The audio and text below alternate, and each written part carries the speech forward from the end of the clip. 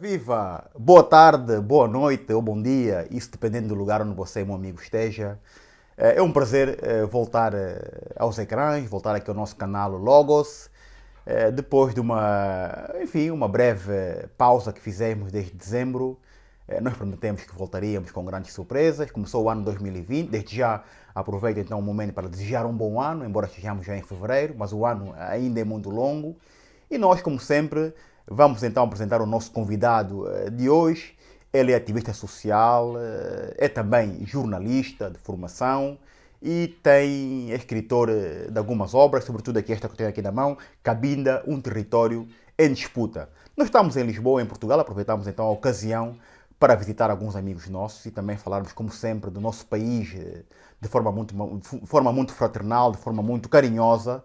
Eu vou então apresentá-lo, Cédric de Carvalho. Cédric, mano, Ora, muito viva. obrigado, um grande prazer. Obrigado por me ter recebido aqui no teu espaço, é um prazer muito, muito grande.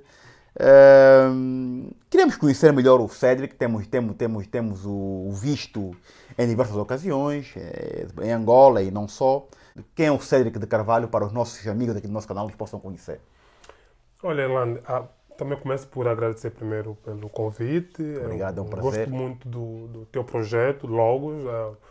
Tive a oportunidade de acompanhar já algumas entrevistas que fizeste e acho que é um projeto inovador. No contexto de Angola, ele é inovador, porque poucos são os meios alternativos como o teu, que sem qualquer vá lá, sponsor, sem qualquer patrocínio, sem sequer uma equipa gigantesca por trás, consegue fazer uma coisa genial, muito boa, muito bem feita e consegue Muito obrigado. vá lá, cativar audiências, como no meu caso, cativou pelas entrevistas que fez. Muito obrigado. Falar de mim é sempre muito difícil falar, apresentar-me pessoalmente. Eu gosto sempre que as pessoas, eu acho que é sempre assim, mais fácil que as pessoas apresentem-nos do que nós mesmos nos apresentar. Então eu normalmente tenho adotado, digamos, o que tenho usado para apresentar-me, que é simplesmente um jornalista e ativista, né? Muito bem. Também escritor, autor. Pronto, este é o primeiro livro que publiquei, é um livro do qual sou organizador. Certo. Convidei vários autores, muitos deles já com uma longa carreira enquanto autores, entre os quais temos o professor Roberto Oliveira Pinto, temos o Rui Neumann, que é um jornalista português que também muito se dedica às questões de Cabinda. Temos o ex-primeiro-ministro, Marcolino Mau, que também, para além deste seu percurso político, tem também uma vasta obra científica já publicada.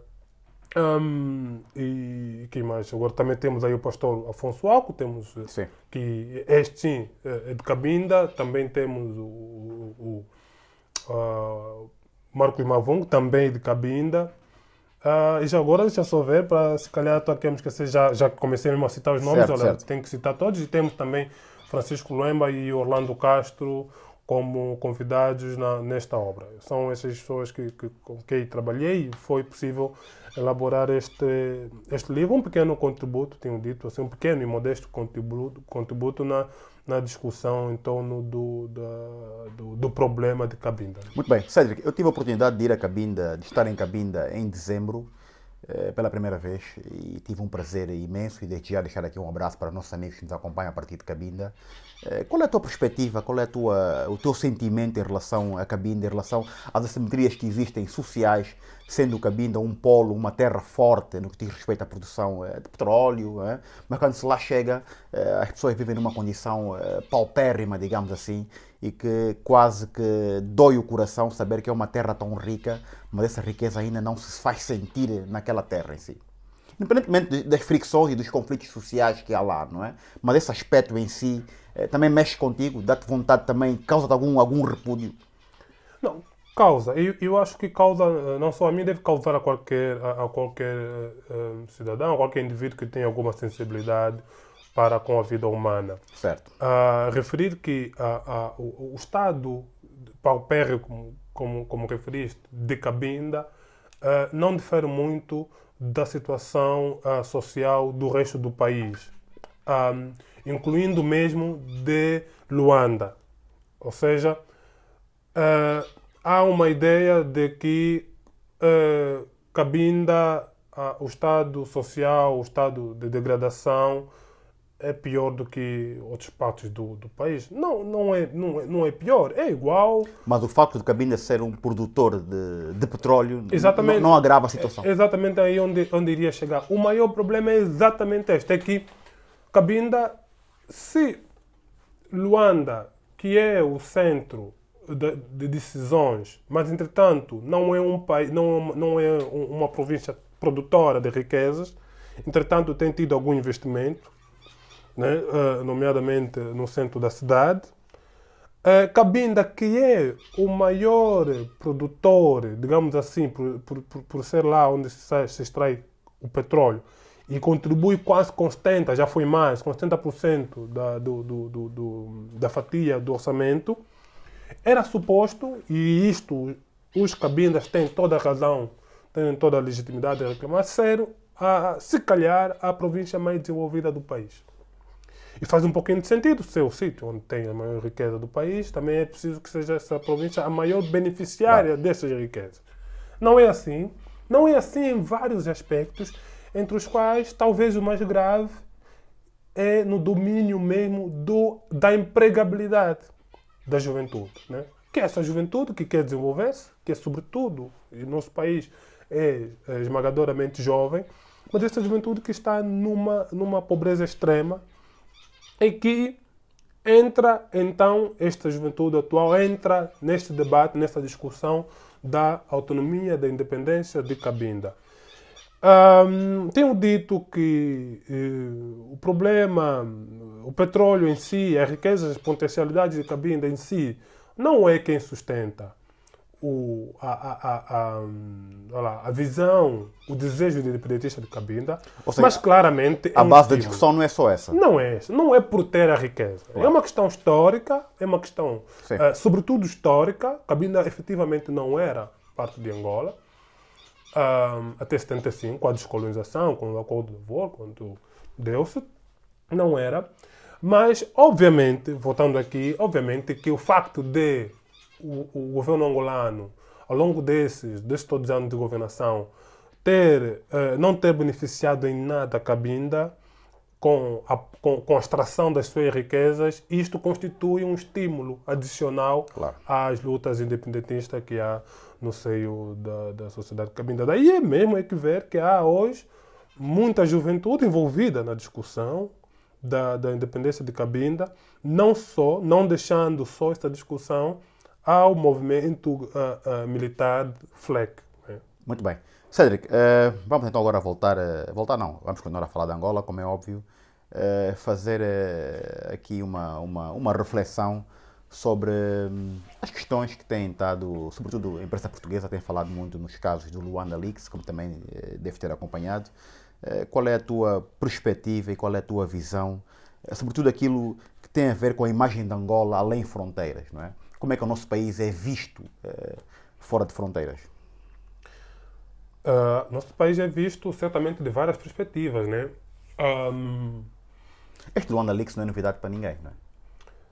Não é novidade, é novidade para muita gente, Sim. mas não é novidade para quem tem a obrigação de não ser novidade para eles. Explica melhor isso. Cédric. É assim, hoje há uma ideia de que os papéis de Luanda, os papéis sobre Isabel, que na verdade é mais nessa altura, talvez venham mais papéis, mas nessa altura os papéis são sobretudo sobre Isabel. Tal é Isabel Leaks, pronto. Mas estes papéis não deveriam constituir novidade, e não são novidade, na verdade, para instituições judiciais, para jornalistas de investigação, não deveria constituir novidade, e também para ativistas, com ativistas que também têm feito algum trabalho de investigação ao longo dos anos. Não é novidade para estas instituições e personalidades, porque ao longo dos anos têm lidado com isto. Jornalistas, ao longo dos anos, há jornalistas, melhor, que ao longo dos anos foram denunciando essa situação, Em Angola e fora de Angola, é preciso realçar também isto, que até fora de Angola houve jornalistas que fizeram isto. Há um outro grupo, mas que num sentido mais lato, estão dentro da chamada sociedade civil, Sim. são os académicos. Académicos também têm feito denúncias, e é aqui onde está também um aspecto que gosto de dizer, olha, Portugal está inclusive mais privilegiado nesse aspecto dos estudos académicos, que há académicos portugueses que ao longo dos anos também fizeram estudos e publicaram esses estudos em livro sobre como foi construída essa riqueza digamos, deste grupo, destes ricos angolanos. Mas por que é que essas verdades subejamente conhecidas por uma boa parte dos angolanos, e não só académicos, jornalistas, têm sempre muito mais estrondo vindo de fora para dentro do que de dentro para fora? Refiro-me ao consórcio que existe, não é? Ou que existiu, de jornalistas, nomeadamente alguns jornalistas portugueses, não é? Que disseminaram então esta granada, passa a expressão, e, não é? E foi o estrondo, ou está a ser o estrondo que é. Assim, os jornalistas que fizeram parte do consórcio fizeram um trabalho excelente ao ter obtido aquele manancial 715 mil Sim. documentos e terem filtrado e terem feito um enquadramento destes mesmos documentos, de como se construiu, ou seja, fizeram uma reconstrução daqueles documentos, a partir daqueles documentos, para explicar como é que foi feito isso. Nomeadamente aqui em Portugal, normalmente quem fez isto, quem está a fazer isto, sobretudo é o Expresso e a SIC. Muito bem. Mas isto, a partir daqui, eles passam como um grande estrondo, como uma coisa estrondosa, como uma grande descoberta. Mas é aqui onde está. Isso não é uma grande descoberta. Se calhar a grande descoberta, na verdade, é a obtenção dos documentos. Ou seja, eu tenho agora muitos documentos e eu posso dizer, pronto, ter todos estes documentos é uma prova de tudo o que... Mas, na verdade, os jornalistas de investigação, durante anos, fizeram isto em Angola. Aqui em Portugal, o professor Francisco Louçã, o deputado do Bloco, Jorge Costa, publicaram o livro Os Donos Angolanos de Portugal. O professor... Por acaso temos aqui o livro. Pronto, exatamente, tenho aqui o livro. O professor, e já agora também tem o professor Ricardo Soares de Oliveira, que também tem aqui o livro. Olha, está aqui o livro. Também explicou mais ou menos isto. Como é que essas histórias... Magnífica e Miserável. Exatamente. Angola desde a Guerra Civil. E há um outro livro ainda mais antigo do que os dois, que é muito mais interessante na medida em que ele é um livro que vem mais ou menos contar desde a independência até, digamos, o ano 2000, 2002. Que é um livro que condensa, que explica a construção de tudo isto que há depois, sobretudo depois de 2002, começa a ganhar corpo. Né? Que é o livro do investigador Tony Hodge, também deve estar aqui ou lá, está aqui, que é o Angola do Afro-Stalinismo ao Capitalismo Selvagem. E tudo isto já está documentado. Não deveria constituir surpresa para as personalidades, para as instituições que têm até fingido ser novidade. Que é outra parte, outra instituição que tem maior responsabilidade no meio de tudo isso, que são os governos. Os governos têm instrumentos republicanos, estatais, instrumentos do Estado, exatamente para conhecer as origens, as fontes de riqueza de qualquer pessoa. Dentre várias instituições que têm, vamos nos focar em duas, que é o Ministério Público, a Procuradoria-Geral, Sim. E os serviços de inteligência. Os serviços de inteligência, os serviços de informação, depois a denominação varia de países, mas estas duas instituições têm grande responsabilidade. Ninguém pode vir a Portugal, comprar um banco e o Estado português não saber a origem do dinheiro para a compra deste banco. Não existe. Isto não existe, de facto. A não ser que eu, digamos, estou a olhar para a perspectiva de uma governação, de um Estado de uma perspectiva, digamos, utópica. Porque eu acho que é isto, por isto é que existem essas instituições. Claro. Ou seja, Que regulam, controlam, fiscalizam, sim. Exatamente. Da mesma forma, ninguém pode chegar a Angola. Aliás, sem falar do Banco Central. Da mesma forma, não pode chegar em Angola um indivíduo e comprar também um banco e sem as autoridades saber quem é esse indivíduo que está a vir. Por isso mesmo é que atualmente temos aquelas situações, embora que em Angola aconteceu, mas isto agora também em Angola está um grande fingimento, que é sair 500 milhões de dólares para a Inglaterra, no caso do Zeno, Walter Felipe, ou então a tal chamada bola tailandesa. Sim. Como é que um indivíduo diz que tem aquele tal do dinheiro, mas entretanto nós estamos a ver o dinheiro?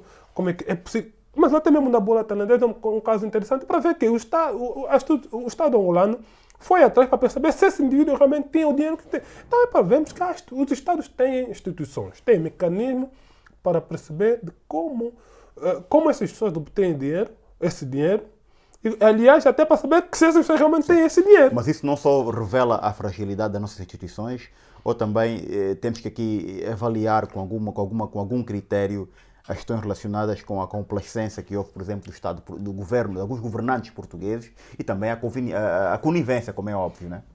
Do lado de Portugal, sim. Do lado de Portugal há algo que é a tal conivência, mas não é bem isto. Os Estados, quando estão a decidir sobre qualquer matéria, Estados, verdadeiramente Estados, a primeira coisa que eles olham é o interesse público. Se isto beneficia o povo que estão a governar. Se isto beneficia.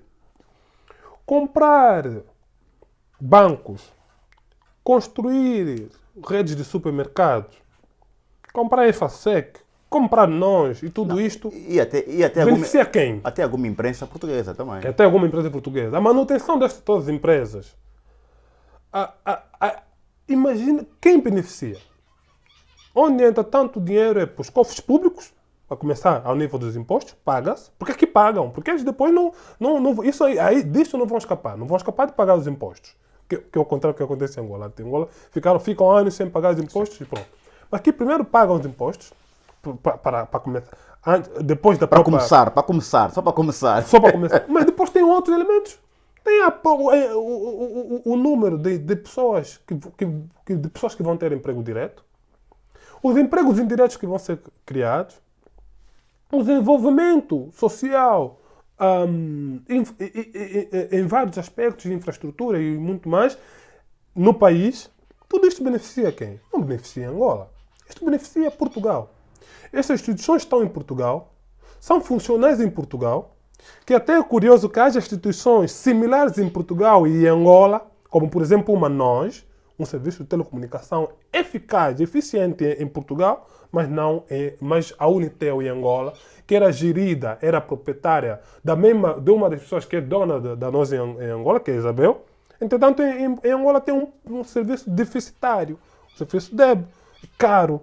Mas aqui em Portugal, por que ele funciona bem? Porque o Estado português não lhe iria permitir utilizar uma gestão dolosa, melhor, e até, vá lá, sim, em suma é dolosa para com o Estado, no caso, isso na perspectiva dos impostos, o Estado não podia deixar. E também que prejudica o consumidor direto, nesse exatamente, caso. Não deixaria, mas depois também no sentido mesmo dos contribuintes, claro. Dos contribuintes, sim, dos clientes e tudo mais. Então isto tudo beneficia, por isso é que há essa manutenção. O Estado olha para isto e permite, pronto, vamos lá ver que nós aqui consigamos controlar todo este movimento desta personalidade, que sabem, a partida, que a origem dos seus fundos é uma origem criminosa. Pronto, mas todos estes procedimentos, e agora voltando, aliás, o Procurador-Geral da República de Angola esteve em Portugal, disse peremptoriamente que veio cá pedir ajuda para vários domínios, para várias coisas. Isto também dificultará o repatriamento de alguns dinheiros angolanos que estejam cá, sendo assim. Dificultará. Exatamente. Eu tenho sérias dúvidas de que, por exemplo, a venda, para começar, tenho sérias dúvidas de que a Isabel consiga vender essas empresas, ou então que a venda dessas empresas não beneficie o Estado português. Primeira coisa, estas vendas, se for permitida que a Isabel venda estas empresas, como está a iminente a venda, duvido que o Estado português autorize essa venda que seja prejudicial para o Estado português. Isso não vai existir. Primeira coisa é o interesse de Portugal. Ponto. Agora, repatriar para Angola, eventualmente poderá existir algum repatriamento, mas não um repatriamento que vai prejudicar Portugal. É aquilo que eu dizer, não vai se vender. Não vai, por exemplo, Portugal, se chegar a dado momento que dizer, olha, Isabel é impedida de vender os bancos que aqui tem, o banco e outras empresas que aqui tem, e essas ações passam, revertem diretamente para o Estado angolano, e o Estado angolano diga que eu vou vender isto e todo o dinheiro vai sacar-se para Angola. Não será assim. Não vai acontecer. Não será assim. O Estado português tem que preservar. E isto é uma questão mesmo de Estado, é uma questão até mesmo de interesse público. A primeira coisa é preservar o tecido empresarial. Primeiro empresarial, o tecido patrimonial português. Depois a questão da empregabilidade. A conservação dos empregos. Sim. A Preservação de empregos, sim. Tudo isso vai ser preservado. Então o interesse, sobretudo, é de Portugal. Muito bem. Cédric, há outros temas. A Isabel, com certeza, que será só a ponta do iceberg. Há outros nomes dos quais se tem falado. O General Copelipa, General Dino, o engenheiro Manuel Vicente. Portanto, há aqui um manancial grande de pessoas que, enfim, são pessoas publicamente expostas, que ao longo dos últimos tempos temos ouvido falar nessas personalidades. Também agora, penso que o antigo PCA da Sonangol também tem cá um caso relacionado com o fisco, tudo isso, né? E eu volto a fazer a pergunta que te fiz inicialmente de abertura. Isto, quer dizer, o nome de Angola começa a ficar não, já está mais do que beliscado. O nome de Angola sempre esteve beliscado, Angola sempre teve má reputação internacionalmente. O que sempre aconteceu, e que até de certo modo continua a acontecer, digamos que é um preservar de interesses dos Estados de onde é referido, onde é o tal nome, ou seja, a começar por Portugal, mais uma vez, quase toda a nossa relação, vamos sempre exemplificar a relação Angola-Portugal. Vejamos, um dos grupos, ou se calhar um Estado que tem um dos Estados que tem maior manancial de informação, dentre vários, é o português. Porque os portugueses quase que ocupam não sei quantos %, e isso até em tempos já vi algo sobre isso, que é, por exemplo, os consultores, as empresas de consultorias. São quase do governo angolano, quase todas elas portuguesas. Algumas brasileiras, algumas inglesas, mas quase todas elas portuguesas. A vasta maioria são portuguesas, sim. E estas conhecem profundamente o estado do país. Mas, entretanto, por que estas consultoras, que também são consultoras do governo cá, também têm negócios cá, ainda assim, ou melhor, essas consultoras certamente informam sobre o estado real do país Angola. Mas mesmo assim, estas consultoras, empresas, governo português não deixam de estabelecer parcerias, estabelecer negócios em Angola. Porque o que vai sempre imperar é o interesse de Portugal. Da mesma forma com os outros países. Sabem do que se passa em Angola. Sempre souberam que Angola tem má reputação. Mas desde que os seus interesses estejam preservados, não importa. Pelo contrário, até fingem. Mas isso tem a ver com o quê? Isso, se calhar temos que recuar para o nosso passado recente, porque os angolanos não se relacionam com mais ninguém na Europa como se relacionam com Portugal, como é óbvio, não é? Sim. Ninguém guarda dinheiro na China, ninguém guarda dinheiro no Irão ou no Botsuana, não é? Portanto, há aqui uma relação histórica de proximidade.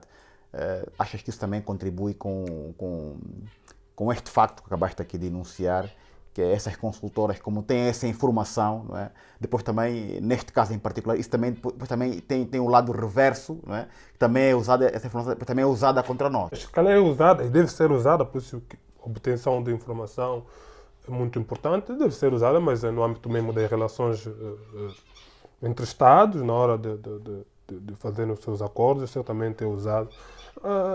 Mas certamente é usada como qualquer outro Estado usa as informações que obtém para Certo. seu proveito. E, da mesma forma, certamente Angola, na hora de firmar suas relações com esse Estado, também utiliza informações que obtém.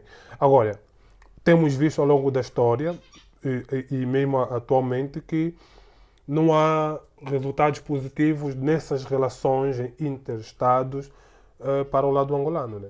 Não tem existido esse benefício, não tem existido alguns resultados positivos para Angola. É sempre o lado destes países a saírem, digamos, vitoriosos.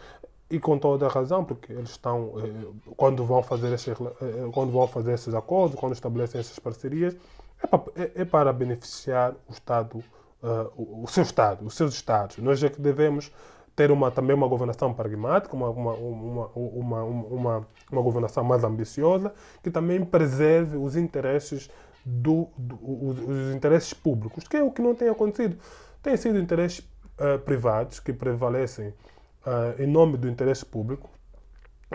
Dificilmente nós temos visto o respaldo desses acordos bilaterais que ao longo dos anos têm sido celebrados. Falamos, por exemplo, do domínio da educação, domínio da saúde. São vários sucessivos acordos. Parece que Angola tem acordos de educação, de saúde com todos os Estados, com quem tem relação, mas, entretanto, quando vamos olhar para a situação no país e vemos que, afinal de contas, não há nenhum respaldo. Não há. Mas veja do outro lado, quem consegue colocar especialistas, por exemplo, no domínio da saúde, no domínio da educação em Angola?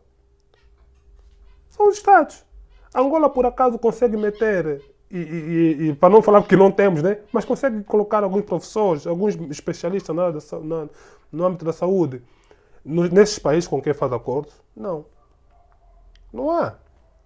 Temos, claro, não estou a dizer que não há angolanos, que não haja angolanos técnicos fora a trabalhar. Temos aqui em Portugal, temos especialistas. Mas não a esse nível bilateral. Mas não a esse nível. É a nível individual, é a nível pessoal. Há pessoas que esforçaram-se e que demonstram que há em Angola pessoas geniais, mas que não entram, na verdade, no topo das prioridades desses acordos bilaterais. Por acaso, ainda no que diz respeito às profissões liberais, eu falava com um amigo e dizia o seguinte, quer dizer, os angolanos, infelizmente, sempre que têm um problema com uma magnitude ampla, vão sempre buscar um jurista ou um advogado português.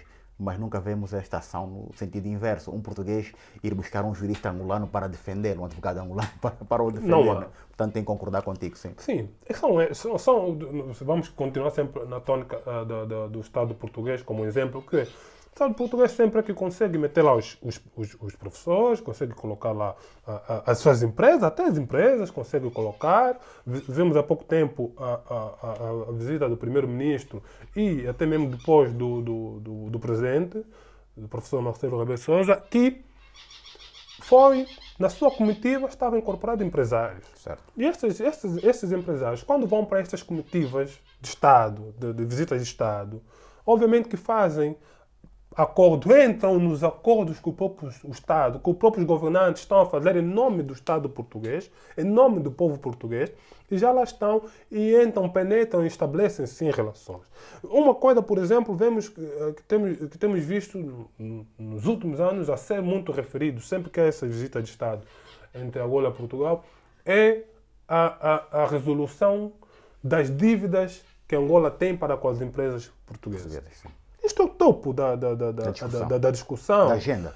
É porque o interesse público a ditar são as classes empresariais que têm sido lesadas pelo Estado angolano e o governo português, o Estado português diz não, nós vamos ter que ir ao socorro da nossa classe empresarial, do povo português, que é para isso que fomos mandatados, é para representar, para defender o povo.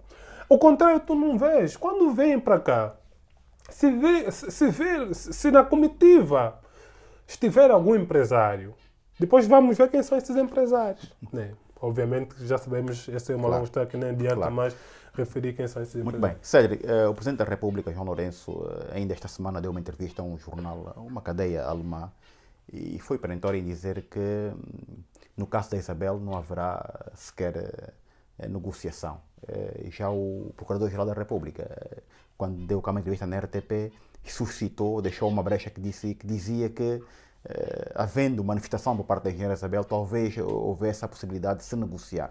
Na tua ótica, como é que este imbróglio em que o país está mergulhado, como é que essa questão, não sei se conseguirás vislumbrar ou não, como é que essa questão da corrupção se vai resolver? Nós sabemos muito bem que esses problemas da corrupção não se destroem por completo. Vai ser diminuindo e vai-se tentando criar uns entraves para que seja então desencorajado, não é? Mas na tua ótica, como é que isto poderá acabar?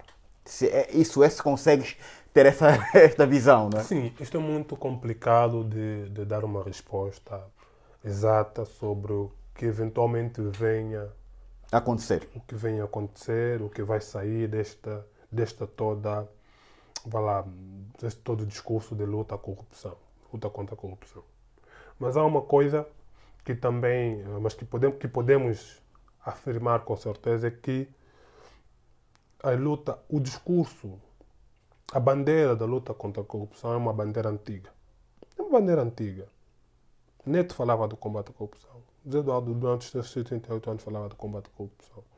João Lourenço, antes de ser Presidente da República, falava da corrupção. E, entretanto, a corrupção chegou nos níveis em que chegou. Não há nada substancial, não há nada palpável que diga que João Lourenço, de facto, com João Lourenço, de facto a corrupção vai acabar ou então vai diminuir, como já disseste, que não é possível acabar, pelo menos vai ficar a ideia de que, pelo menos, a corrupção não tem o apadrinhamento do Estado. Não há nada. Apesar de que o próprio presidente refere, veja-se em conta que há pessoas a serem detidas, há pessoas a serem julgadas, alguns já foram condenados. Mas, na verdade, isto não é algo factual. Não é porque, se olharmos para a época de José Eduardo Santos, também houve condenados por corrupção. Cangamba é um deles, foi condenado. Né? E houve muitas pessoas que foram condenadas. Algumas, melhor, para retificar, algumas pessoas foram condenadas, mas não é isto que faz, pelo menos, estar ainda convencido que há um combate à corrupção, de facto. Mas também o outro elemento é que não acredito que seja possível lutar contra a corrupção quando pessoas que estão na própria governação, a começar pelo próprio Presidente da República, que é o tal paladino da luta contra a corrupção, não é uma pessoa que consiga vir publicamente explicar a origem da sua riqueza. Porque o João Lourenço é rico, antes de ser presidente já era rico. O Lourenço tem ações em bancos. E toda a construção de riquezas em Angola é questionável. Toda a construção de riqueza. Qualquer pessoa em Angola que tenha riqueza no país, qualquer pessoa em Angola, desculpa a repetição, é questionável. E sobretudo sendo do MPLA. E João Lourenço, tendo ações em bancos, é questionável. E nunca conseguiu ter a hombridade, ter a coragem de vir publicamente explicar-se. Quando alguém que está a dizer que está fazendo um combate sobre determinada coisa, mas sobre ele próprio recai suspeita de que tenha se beneficiado, tenha também praticado tais atos, e essa pessoa não faz um esforço sequer para explicar-se, então é uma questão de duvidar-se. É uma questão até de maior... Eu tenho até muito mais receio desta pessoa, porque poderá até estar a existir, digamos, um combate de grupo.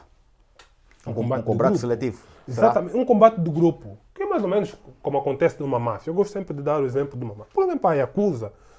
Há momentos que a Yakuza também há purgas internas.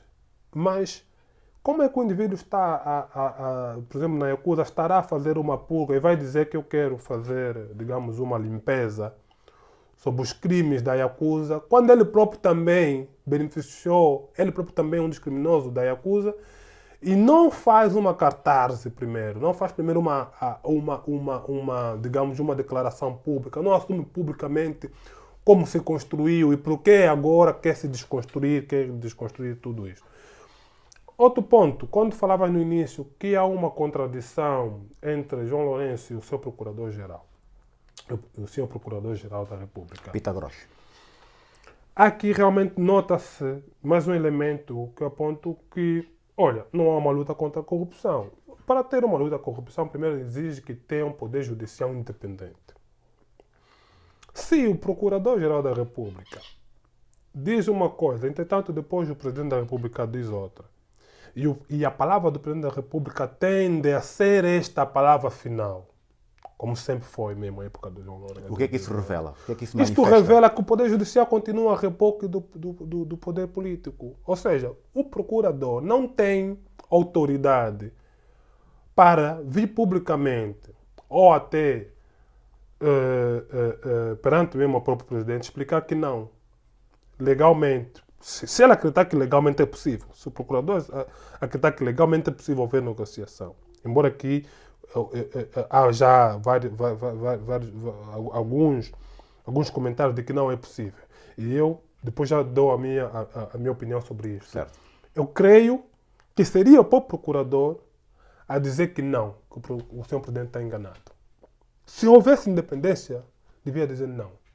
Há sim legalmente a possibilidade de haver negociação com Eu o senhor. percebo o que estás a dizer, mas a alegação do Presidente da República, aliás, tem sido repetitivo nisso, digo sempre que houve um período em que as pessoas tiveram um espaço de tempo para repatriarem o capital de forma voluntária, mas como não o fizeram, então agora a medida será coerciva e não haverá negociação. Só essa justificação será válida ou o procurador aí é que tinha que ter esta palavra, é que tinha que bater com o martelo? Não, meu senhor Presidente da República, mas aqui, havendo essa separação nítida de poder, essas alegações têm que ser da nossa parte. É isso que tu estás a divulgar. Exatamente. Tem que ser o Poder Judicial, tem que ser a Procuradoria a pronunciar-se sobre este assunto e, sobretudo, tem que ser os tribunais a pronunciar-se. Esse é um assunto que quem vai determinar é o tribunal. São os tribunais. O caso já está, parece que já está nos tribunais, já se deu entrada para essa acusação. Sim. Não sei exatamente se é assim, mas ao ser assim, já não é só a Procuradoria, no caso do Ministério Público, mas é também o tribunal a decidir. Mas é isto, como estava a dizer, deveria ser a Procuradoria a pronunciar-se juridicamente de como é possível ou não é possível, e não o Presidente da República. Ou então, o Presidente da República teria de fazer citando o Procurador, citando o parecer da Procuradoria. Sim. Porque dito assim, deu-se um bocado a imagem de um partido comunista chinês ou cubano. Mas é exato, mas é Mas isto que continua. Mas a ideia que continua é esta, que é uma ideia, um dos elementos que pouca gente tem percebido. E eu acho que até eles proponentes que têm percebido. O próprio governo e as pessoas que têm feito o discurso de que há uma mudança no país, há uma independência no país, não têm percebido aqui. Na verdade, não há independência. Quando um órgão que constitucionalmente, democraticamente, está definido como independente, como é o Poder Judicial, então não faz sentido que um poder político venha dizer que a partir de agora você tem independência. Você está a perceber? O poder político é quem está a dizer que você tem independência. Quando o poder político diz que, olha, Poder Judicial, você agora é poder e ande. Isto quer dizer que poder político, eu é quem mando. Sim. Enquanto alguém estiver a mandar ser determinada coisa, se o poder político é que te manda ser independente a dado momento, quer dizer que não és independente. Sim. E de tal modo que quando este poder político decidir, vai te repetir a independência. Vai te dizer, não, continuas dependente. E é isto que mostra um pouquinho o discurso, a resposta do João Lourenço, quando fala sobre a questão da negociação. Que é, a dado momento, a Procuradoria é quem tem que tratar de tudo. O Ministério Público é quem tem que tratar disso. Mas depois ele já diz, não vai ter negociação. Que está dizendo de forma indireta, ó senhor Procurador, não negocie nada. Se o Presidente está dizendo não negocie nada, então foi isso. é isso que eu estou a dizer. Epa, aqui já não és independente, aqui tens que cumprir a minha ordem. Aqui não negociei. Não, ali negociei. Se o Presidente da República dissesse, não, aqui sim vai ter uma negociação. Lá mais uma vez o Procurador iria dizer assim, como ouviram, senhor Presidente, vamos ter negociação. Mas somos independentes e vamos negociar porque somos independentes. Porque nós tivemos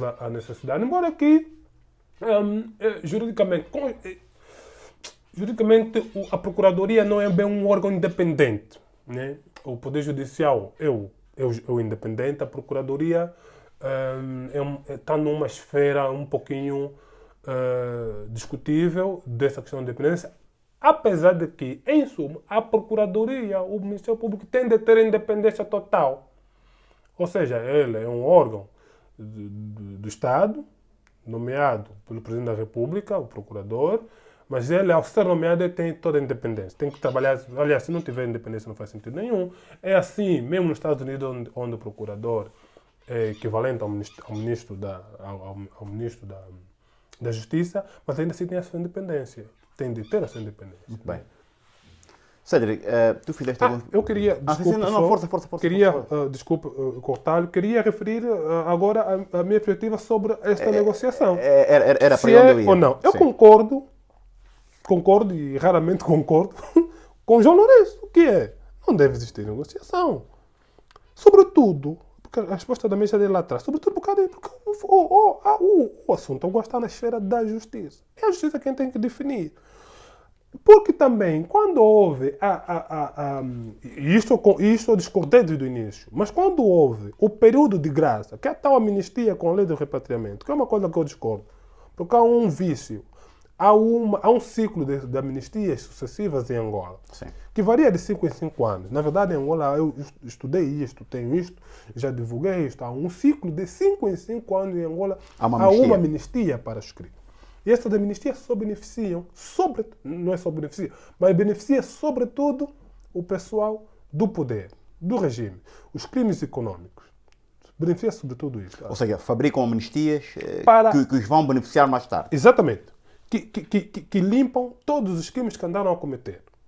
Daí é que o próprio Manoel Vicente, o ex-vice-presidente, a dado momento, os crimes de quem é acusado já estão amnistiados, na verdade. É só ver a moldura penal. Se não passa 12 anos e não for crime de sangue, como está na própria lei da amnistia, então está amnistiado. Está tudo dentro. Esta lei do repartimento de capitais também é uma lei da amnistia, em outros termos. Porque dá prazo. Aquela pressão que houve de transferir o processo para Luanda, no fundo, já se tinha de antemão esta questão que isto ia ficar em banho-maria, não é? Como se diz a expressão. Exatamente. E a Procuradoria, o Presidente da República ficam a fazer um filme em torno desta questão, mas todo mundo sabe que, estou convencido que não vai existir nada. Aliás, tu falaste aqui do Presidente por também não ser impoluto nas questões, enfim, de como adquirir os seus bens, mas eu também já ouvi dizer publicamente que este procurador, o atual, era adjunto também do antigo procurador. Né? Exatamente. Então, se a gente for esmiuçar tudo isso, quer dizer, um velho é grande, né? É enorme. Este é um outro aspecto que levaríamos muito tempo de conversa, sim. Olhar para os perfis das pessoas que compõem o aparelho governativo, o aparelho político, legislativo e o judicial. Quando olhamos para essas figuras, essas três instituições, os seus membros, vamos ver que não há uma mudança como tal. Eu duvido que possa existir uma mudança como tal com estas figuras. E uma delas no poder, na Procuradoria é o procurador atual. Ele era o adjunto do antigo. Ele assistiu o antigo a fazer das instituições da Procuradoria um gabinete, um escritório de empresarial. Ele assistiu isto. Ele assistiu e acompanhou os processos que o procurador levantava contra, por exemplo, o Rafael Marques. Quando o próprio Rafael Marques fazia queixas contra ele, era o Rafael Marques que acabava por ser o processado. Acompanhou tudo isto.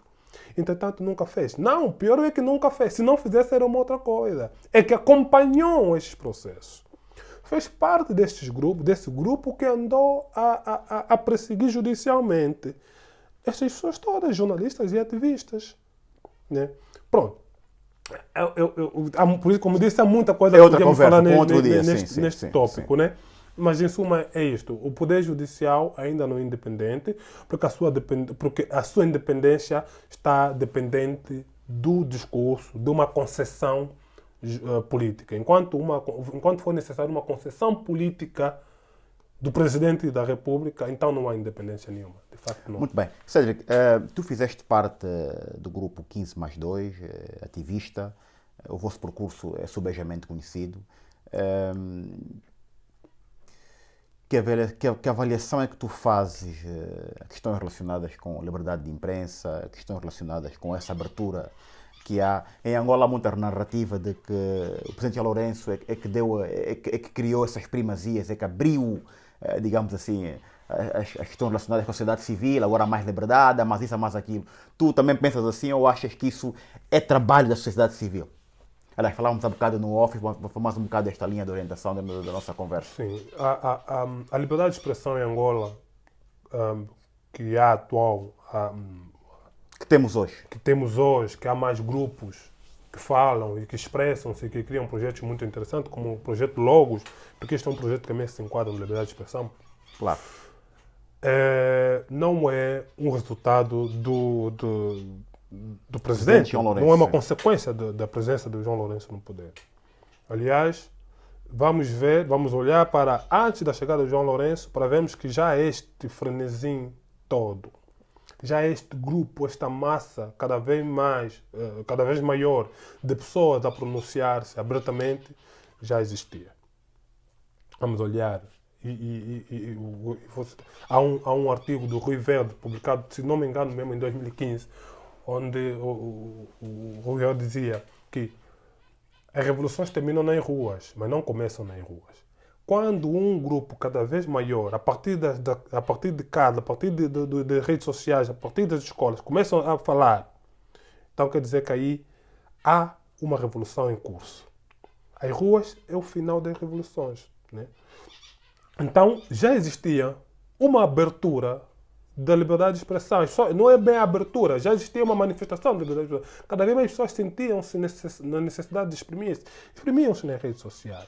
As caricaturas que existiam, os vídeos, as sátiras que existiam, não, que passaram a existir. Acho que um pouquinho antes até de 2015, mas sobretudo depois de 2015, foi antes de João Lourenço. Mas agora faço uma pergunta direta. Tu achas que o presidente José Eduardo sai pelo seu pé ou também houve essa pressão social? Muito diretamente.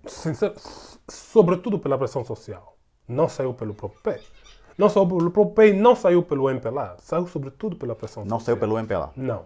O MPLA aproveitou-se e é nisto que o MPLA é o 0v0. Ao longo dos anos sempre aproveitou-se das lutas da sociedade, do povo no geral, para apoderar-se destas lutas.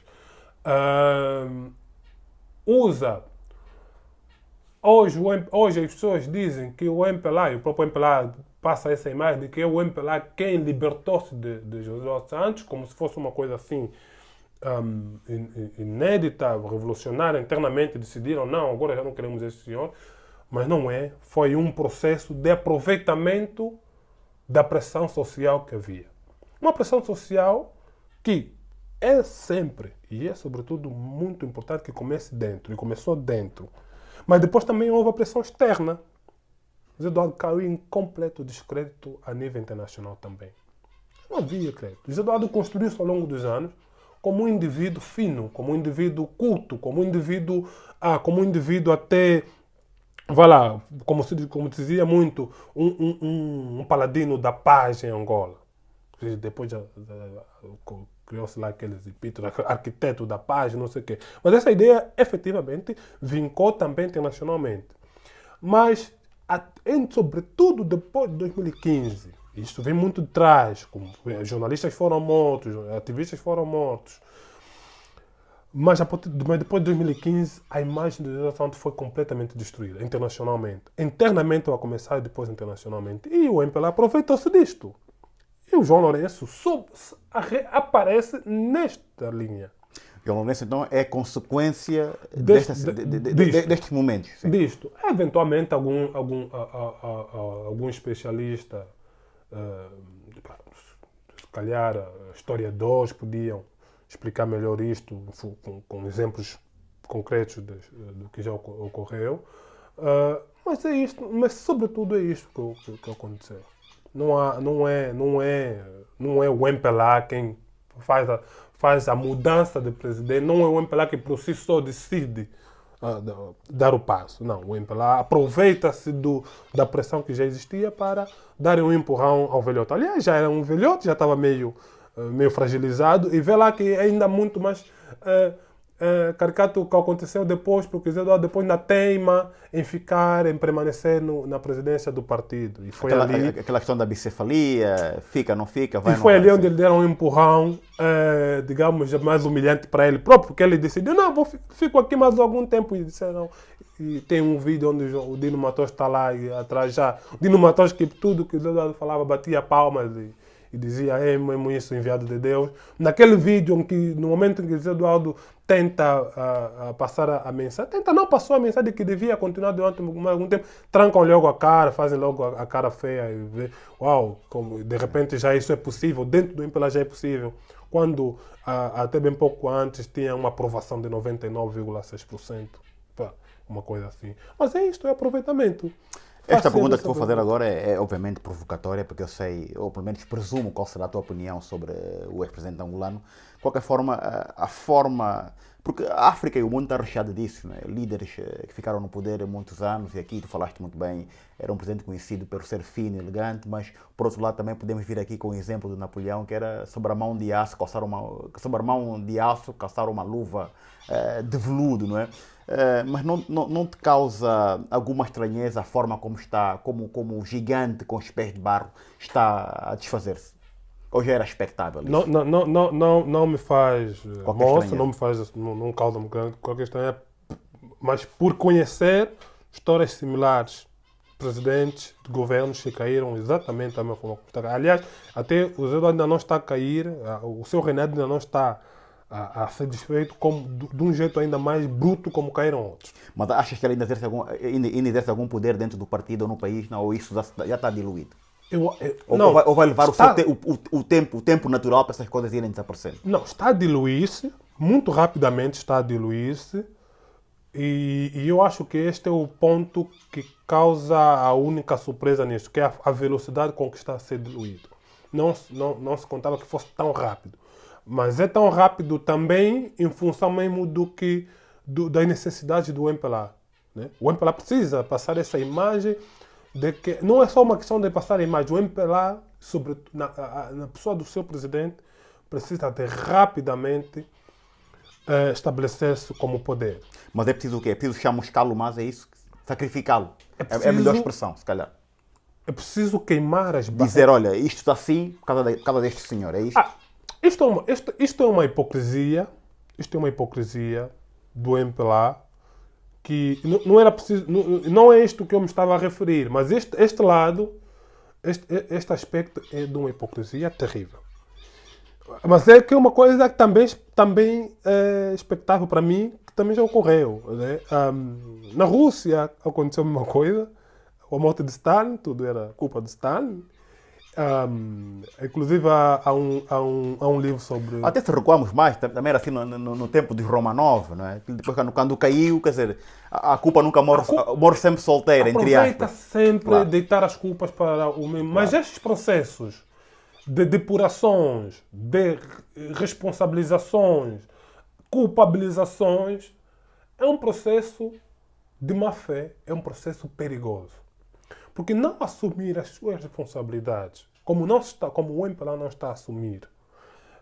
Agora o João Lourenço diz, não, mas nós fizemos parte de tudo isso, nós conhecemos, está sempre a repetir que nós conhecemos a cara. Mas não assumem essas responsabilidades, isto é muito perigoso, porque isto abre uma brecha para voltar a acontecer. Aliás, não é abrir uma brecha, continua o mesmo sistema de responsabilização, da autorresponsabilização, da culpabilização dos que antecederam, quando na verdade eles, e ele próprio, e desta vez o presidente repetiu, sempre estiveram lá. Sempre estiveram lá, eles sempre fizeram parte daquilo. Então tudo o que aconteceu no país de mal são eles quem protagonizaram. Mas esse sentido autocrítico eles não têm. Mas também a sociedade civil, e muito boa gente faz isso, quer dizer, que ainda defendem que as aberturas que temos, a questão em que estamos, quer dizer, é tudo menos responsabilidade do Presidente da República. Assim como a retórica, não, o homem só está lá 2 anos e 2 anos não é tempo suficiente para julgá-lo. Zé Eduardo, quando chegou ao poder, e durante o tempo que ficou ao poder, também todo mundo dizia que não era ele o culpado de tudo que estava acontecendo. Qualquer coisinha chegavam e diziam, não, ele é o ministro que roubou, é o ministro que não lhe conta. Olha, chegou a um ponto, 95, 96, que responsabilizaram o primeiro-ministro Marcolino Moko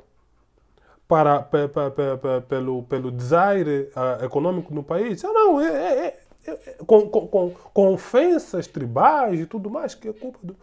Sempre... E que não era o Zé Eduardo. O Zé Eduardo não tinha nada a ver. Era o primeiro-ministro Marcolino Moko. E sempre foi assim, sempre se incluiu. Mas depois chegou-se a uma altura em que viu-se que, afinal de contas, o senhor presidente tinha sempre... Era ele quem dava o beneplácito de toda a corrupção.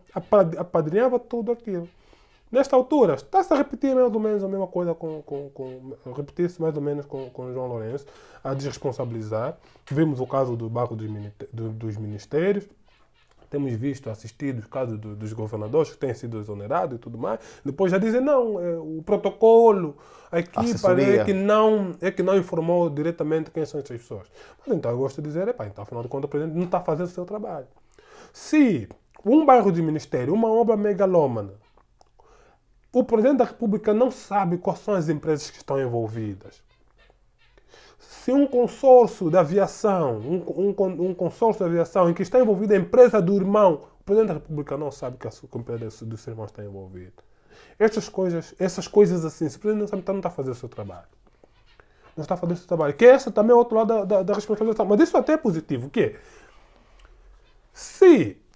Por outro lado, positivo, o presidente deve ser escrutinado, mal entra no palácio, é isso que está a dizer. Não, exatamente. Mas isto é positivo no sentido, o termo não é bem positivo, eu queria dizer que isto é menos grave. Que é, se o presidente não tinha conhecimento real, entretanto foi ludibriado pela equipa que lhe assessora, ministérios e tudo mais, que propuseram um programa, por exemplo, o projeto da construção do bairro dos ministérios, a nomeação de determinados governadores, que depois são exonerados quase que no mesmo dia.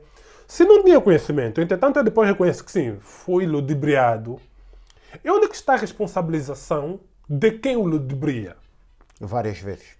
Várias vezes. Onde é que está a responsabilização? E onde é que está até a admissão de que foi ludibriado? Porque também preciso admitir que, olha, que eu tenho uma equipa que eu, infelizmente, mas vou redobrar, que fui ludibriado, fui ao trabalho, mas vou redobrar, então, a partir de agora, os meus controles pessoais, que é, pela próxima que me forem nomear alguém, eu faço questão de pessoalmente me informar sobre o perfil desse indivíduo, né? E assim, está a admitir que sim, que eu falhei um pouquinho no meu trabalho, eu até então confiava demais no meu assessor, no meu ministro tal, no meu secretário, mas então esse secretário, afinal de contas, também, por alguma razão, ou está envolvido, também inclui com o nomeado, ou então também simplesmente ele também acha simplesmente que o presidente vai fazer, digamos, o trabalho final. Então pronto, eu vou passar a fazer o trabalho final. E esses solavancos, o que é que isso revela? Pode revelar muita coisa, mas também uma das coisas que revela, que eu acho que já não há dúvida, é que o MPLA está todo ele envolvido em corrupção. Acho que não há dúvida nisto. O MPLA em si é todo ele um lamaçal de corrupção, um pântano de corrupção. Quase não há ninguém que escapa ali no MPLA. Aliás, os que escapam à corrupção no MPLA, que isso é que é interessante, não permaneceram no MPLA, foram hostilizados pelo próprio MPLA. Pronto, alguém podia dizer, mas sim, o João Lourenço também foi hostilizado, o José Eduardo também hostilizou, ele colocou, mas não, o João Lourenço não foi hostilizado, o João Lourenço sempre continuou no bureau político, sempre continuou nos órgãos de direção do MPLA, ou seja, o João Lourenço, mesmo não estando na governação durante muitos anos, o João Lourenço sempre mandou no país, porque quem manda no país é o MPLA, é aquela cúpula do MPLA, e todos sabemos que às vezes é mais importante ter um cargo no MPLA do que na governação. Né? Daí mesmo é que eles fizeram questão de afastar o Zé Eduardo. Por quê? Porque eles sabem que a presidência é da presidência do partido que se controla o país, não é o contrário. Né? Então isto mostra que o MPLA está todo ele, esvaziado. Não há opções no MPLA. Não há alternativa no MPLA. Ao contrário do que o presidente há pouco disse na entrevista à DW, de que somos nós que conhecemos muito bem isto por dentro, estivemos por dentro, e somos nós que temos capacidade de fazer a mudança. Mas era aí que eu ia começar, Sérgio de Carvalho, nessa questão. Não teria de ser alguém da cúpula ou do partido, ou alguém dentro desta esfera, a ser o timoneiro deste combate? Não. Não. Não seria. Não seria, esta visão que eu considero de paternalista, de que há um grupo de pessoas que são iluminados e têm a autoridade para fazer a mudança no país, só podem ser essas pessoas. Isto é muito grave. Mas vamos supor que João Lourenço não tinha essas alegações de ser um homem rico e não justificou o seu bem. Imaginemos que era um homem íntegro, que tinha Dentro do MPLA? dentro do MPLA, que tinha todos os seus antídotos. Esse combate à corrupção já seria aceito com outros olhos? Mesmo sendo um homem do MPLA ou não? Na tua ótica? Eu acho que, obviamente, teria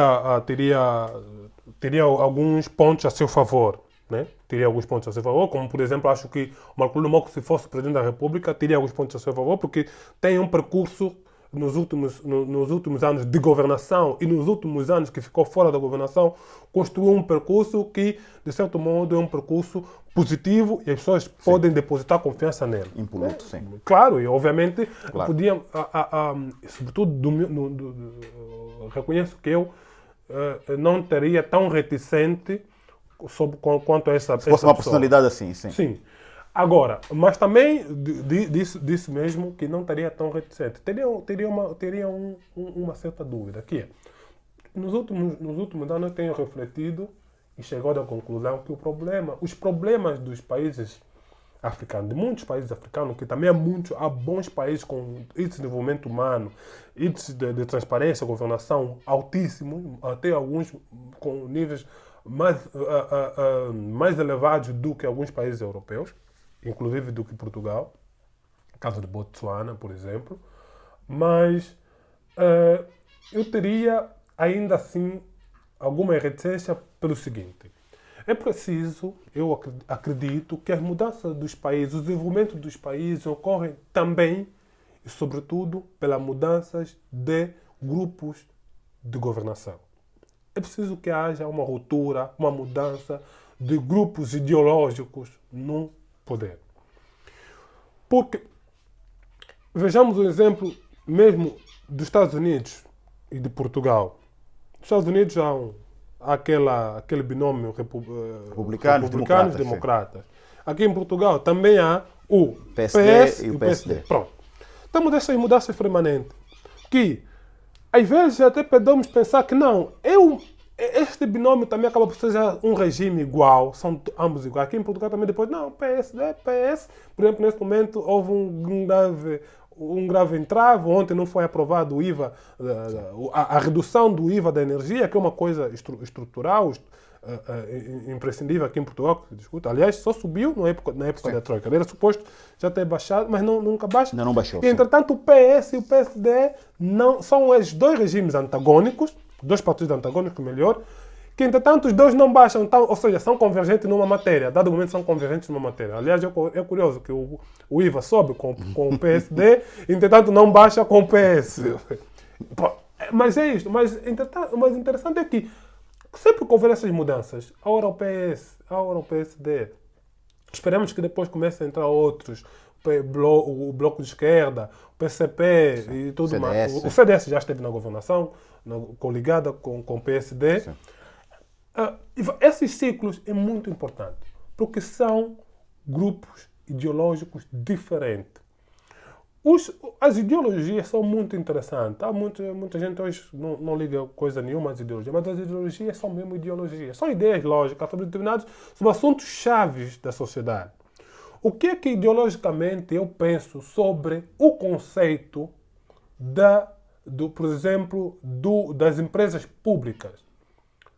O que são empresas públicas? Por que é que determinadas empresas devem ser apenas públicas e não privadas? Por que é que determinado serviço, como por exemplo o serviço de saúde, não pode ficar entregue exclusivamente aos privados, mas tem que ficar, sobretudo, um sistema nacional de saúde público funcional? Porque essas coisas são ideológicas. Essas não são coisas... vá lá... Não tenho outra expressão para usar, mas são coisas muito ideológicas. São definições ideológicas. São centrais, sim. É como a questão do poder. O que é o poder? Qual é a concepção do poder? A concepção do poder também é ideológica. A questão da liberdade, que é curioso, que é quase que o cerne da divisão ideológica, da divisão entre esquerda e direita, sobretudo, é puramente ideológico. E se tivermos essas mudanças, de cada vez que entra um governo com uma ideologia diferente, ele vai implementar algo que acredita ser positivo ideologicamente para determinada temática. Por exemplo, a questão da saúde. Quando este sair, então outro grupo e também ideologicamente ele vai achar que é positivo introduzir determinada temática. Não vou aqui colocar a minha ideologia, porque também tenho uma, mas não interessa. Mas o que interessa é esta sucessão de ideologias a governar. E é preciso que em África, Angola e alguns países comecem a adotar isto. É um grave problema que vamos dar o exemplo de países que desde sempre trocaram de presidentes, mas que entretanto estão num nível de degradação brutal, às vezes semelhante e outros até pior do que Angola. Vejamos Moçambique. Moçambique tem feito mudanças de presidentes regularmente. Sucessões periódicas de presidentes. Regularmente. Saímos do primeiro presidente, Samora, Chissano, passou o Gebuza, agora está o News. Sim. Já são 4 presidentes. Tá aí. Mas a estagnação em que o país se encontra. Isto por quê? Porque a ideologia é a mesma. Porque o grupo, a visão do grupo para o país é a mesma, não muda. É preciso que venha um outro grupo. Mesma coisa na África do Sul. A África do Sul tem os níveis de desenvolvimento humano altíssimos. É um dos melhores países da África. Mas, entretanto, começa já também a estagnar por causa desta coisa. É preciso, hoje já há uma linha generalizada de que o mal, que para o país dar o outro passo, é preciso que o ANC saia do poder. É preciso que o ANC vá para a oposição. E é preciso, inclusive, isto. O ANC para o próprio bem do ANC. Porque o ANC precisa rejuvenescer, o ANC precisa revigorar. E às vezes é preciso ir para as bancadas e fazer esta reflexão a partir das bancadas. Em Angola, mesma coisa, voltando a Angola, é isto. Mesmo que fosse o professor Marcolino Moco, também daria no mesmo. Era preciso, depois, a dado momento, fazermos uma mudança de partido no poder. Mas agora vamos ver aqui uma outra questão. Vamos falar aqui hipoteticamente. Se a UNITA chegasse ao poder, ou se estivesse no poder atualmente, na questão do combate à corrupção, vê-se nitidamente que, enfim, os tribunais, ou a justiça, ou a procuradoria está a derrapar, não é? Até porque houve este timing para repatriarem dinheiro, não repatriaram, agora será de forma coerciva. Disse que algumas pessoas já repatriaram, não se sabe quando. Há aí uma nuvem, tudo um bocado nublado, não se sabe o que está a ver concretamente. Não acha que seria um trabalho muito mais hercúleo para um partido, por exemplo, como a UNITA, conseguir repatriar, fazer com que esses senhores se vergassem e devolvessem o dinheiro? Não. Não? Não. É assim, os Estados, desde que os Estados têm as suas instituições perfeitamente definidas e em pleno funcionamento, não é assim tão difícil. Mas não funcionou com João Lourenço, com o timing que ele deu. Não, para repatriar o dinheiro de forma voluntária. Porque, na verdade, não há instituições, não há seriedade nenhuma nas instituições. O João Lourenço, por exemplo, ele a lei do repatriamento fala em perdão e não sei o quê, e estas coisas. Mas não há, na verdade, estes indivíduos, para além da ganância própria desses indivíduos, da arrogância toda, e o facto de olharem para quem está a lhes cobrar o dinheiro e é uma pessoa que também fez o mesmo, eles olham para aquilo e não há nenhuma segurança. Mas depois o outro ponto é este, é que não há independência, não há segurança nas instituições. Que é que onde entra a Isabel? E a Isabel apanha isso de forma... Apanhei bem, que ela está a falar que não pode ir para Angola porque não confia nas instituições. Mas são as instituições que o pai dela criou. E isto é interessante, porque isto é verdadeiro. Isto é verdadeiro. As instituições de Angola não... Há dias, quando estive ali assim, que me perguntaram, mas Isabel corre risco de... O procurador diz que ela, se ir para Angola, não corre risco de ser detida. Mas, e perguntaram, mas isto é mentira. Corre risco de ser detida. Não corre o risco, Isabel será detida. Será detida, não é sobre não ser... Não, pode ser detida, mas o certo é que não vai sair do país. Isso quase certo. Porque um grande problema é que no país há um abandalhamento completo das instituições. Um abandalhamento completo das instituições. Mas há procedimentos, há normas para se fazer determinados atos. Ninguém pode acordar de repente e dizer, não, vou fazer isto.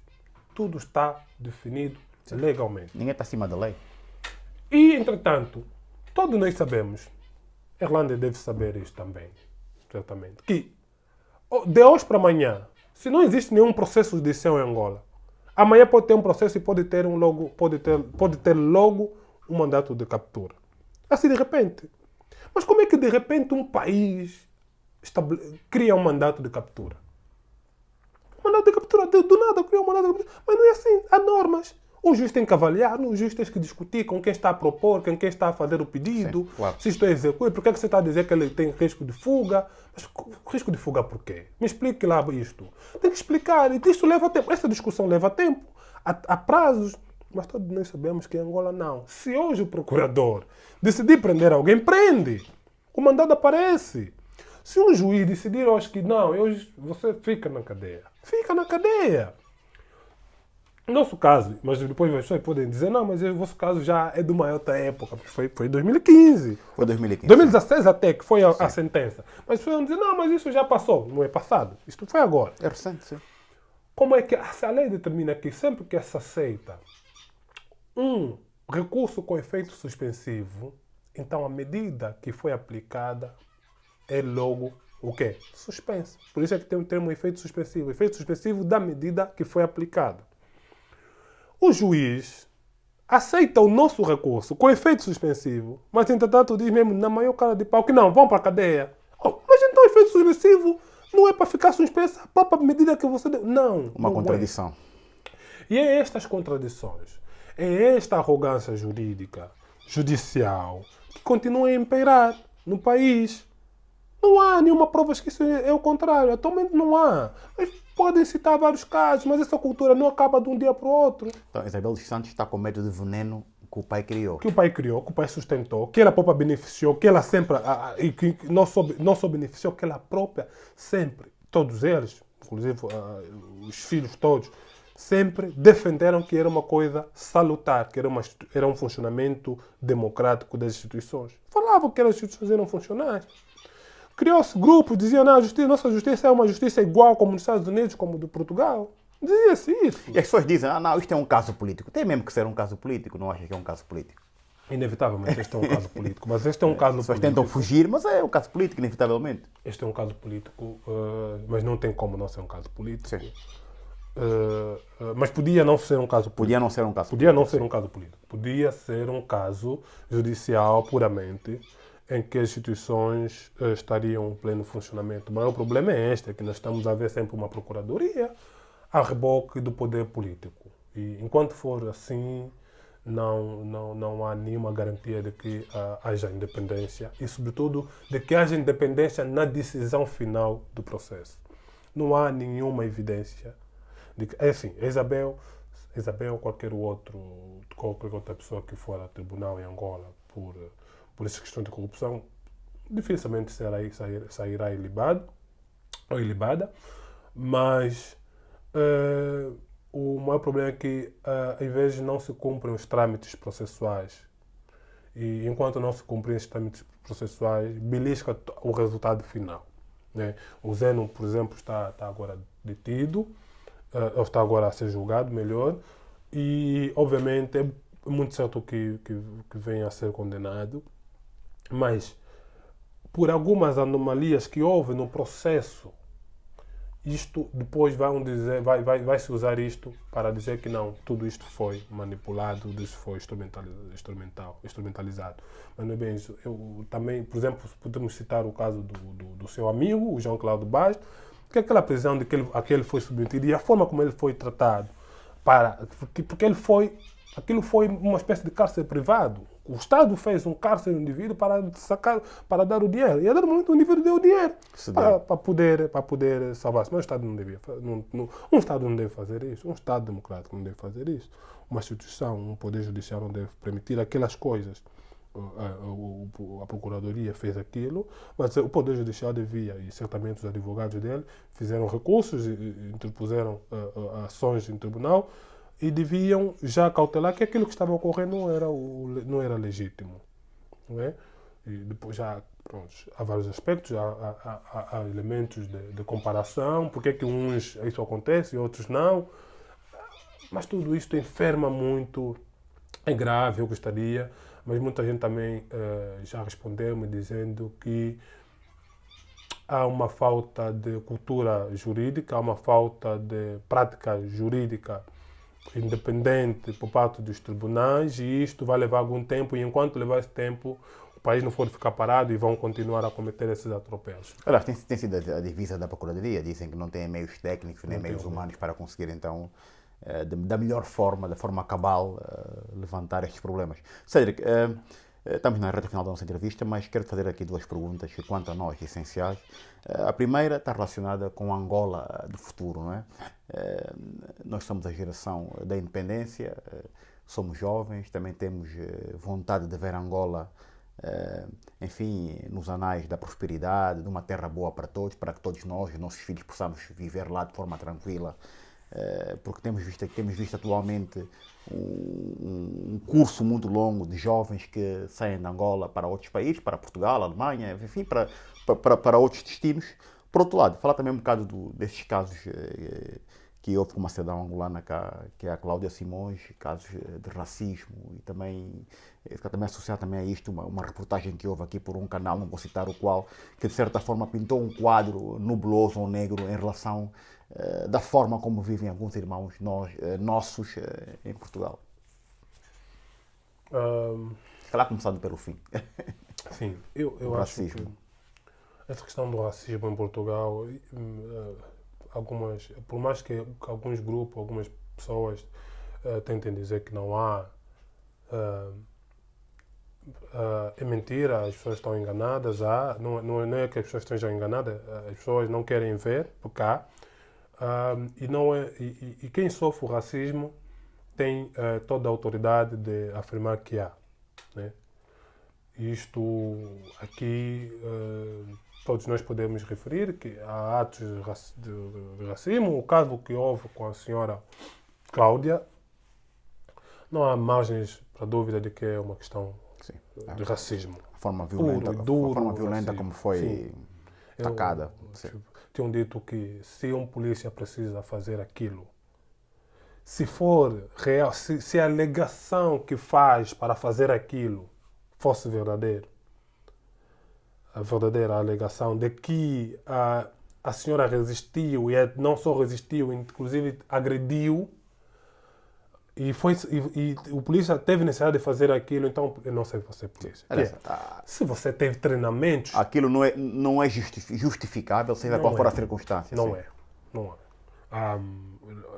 Lembro que na China há casos de polícias que foram suspensos exatamente porque aplicaram técnicas para imobilizar determinados casos, porque quem não fazia sentido. Se você faz aquilo, então você não serve para ser polícia, porque não é preciso aquilo. Ou seja, a questão da proporcionalidade dos meios. Aquela brutalidade policial, mesmo que fosse um homem, não se faz daquilo a ser humano nenhum. E só se faz aquilo, e quando se faz aquilo, a motivação para fazer aquilo é o racismo. Certo.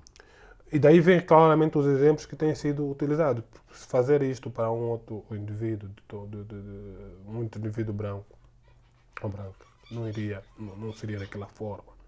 As pessoas brancas têm que se perguntar, um polícia, faria-me isto?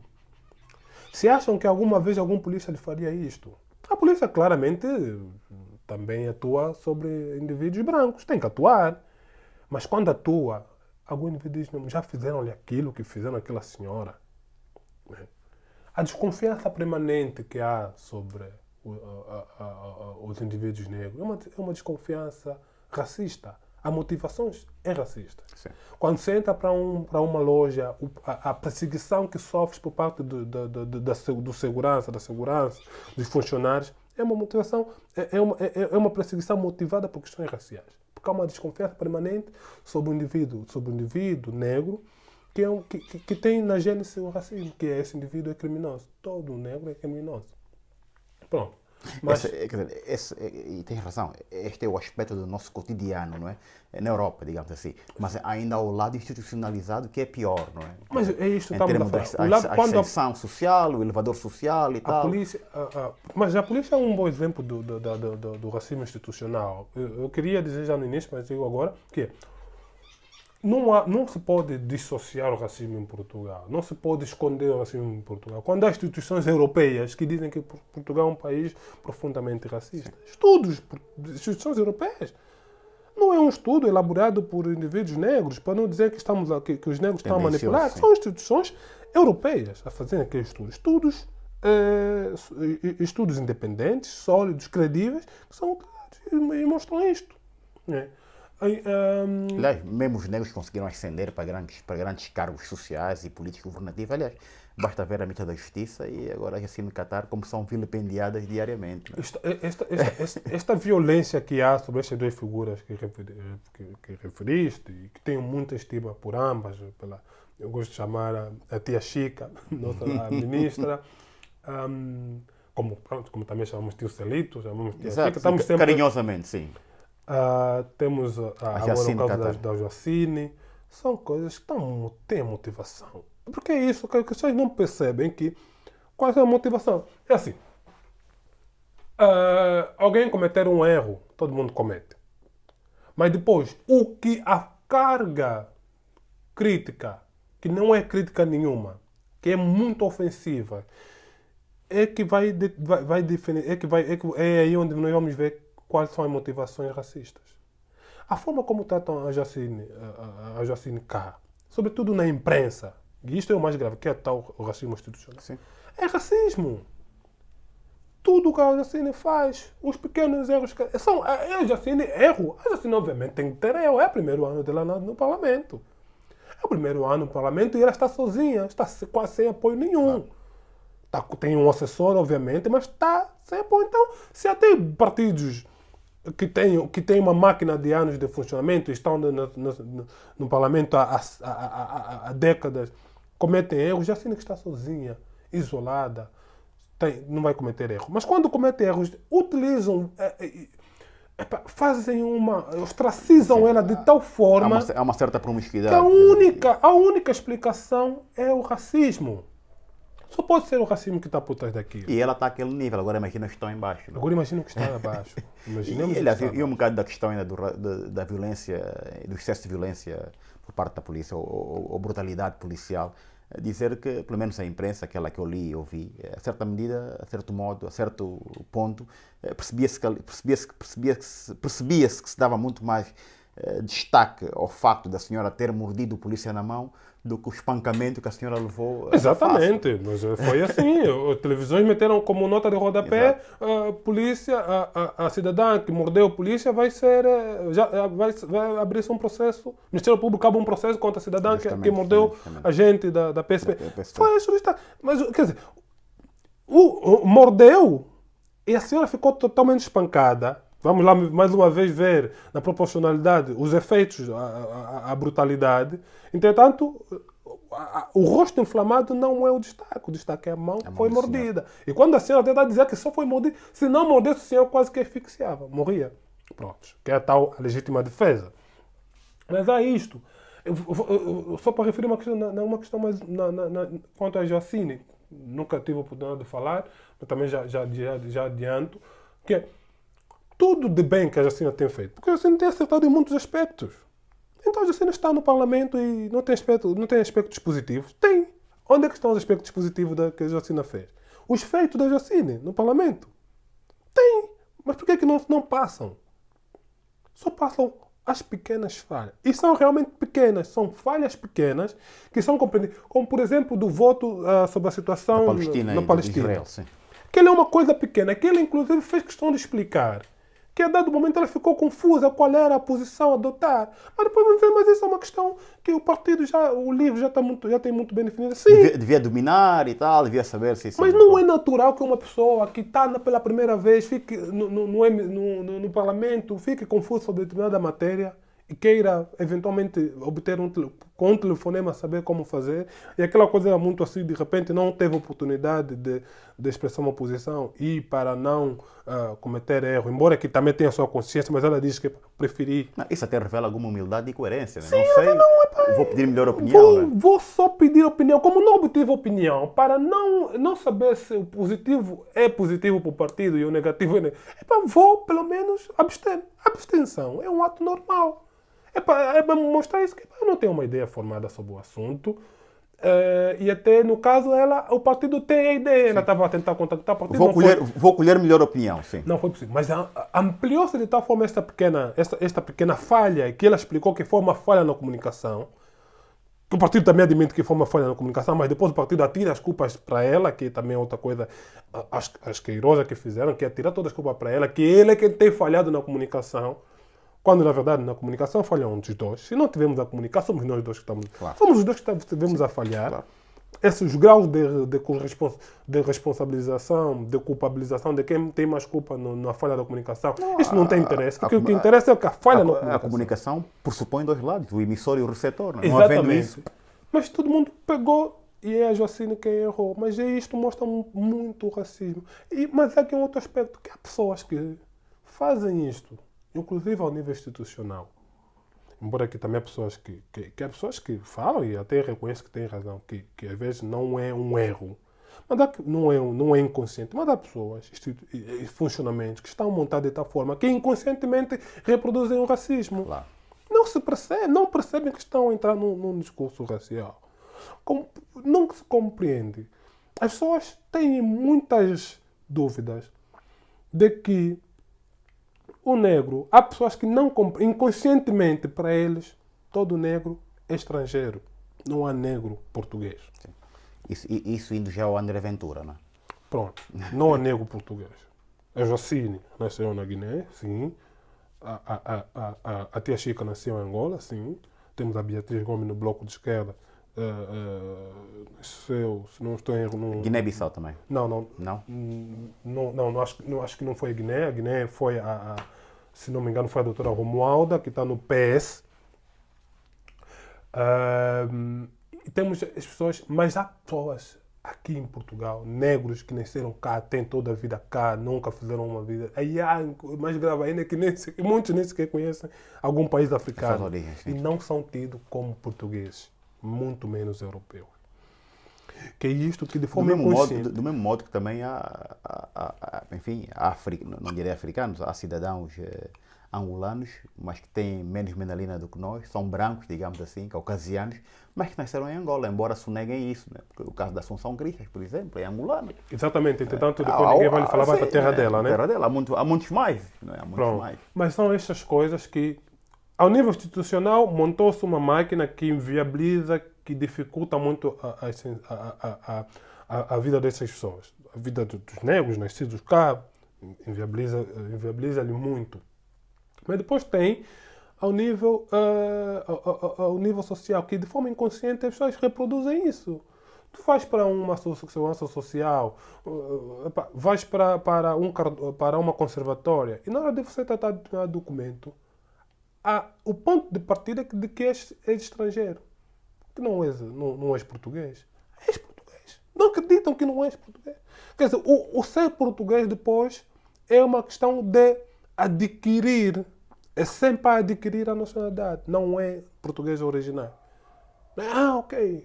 Nós já temos, por isso aqui, nós já temos aceitamos cá. Nós já temos admitimos cá.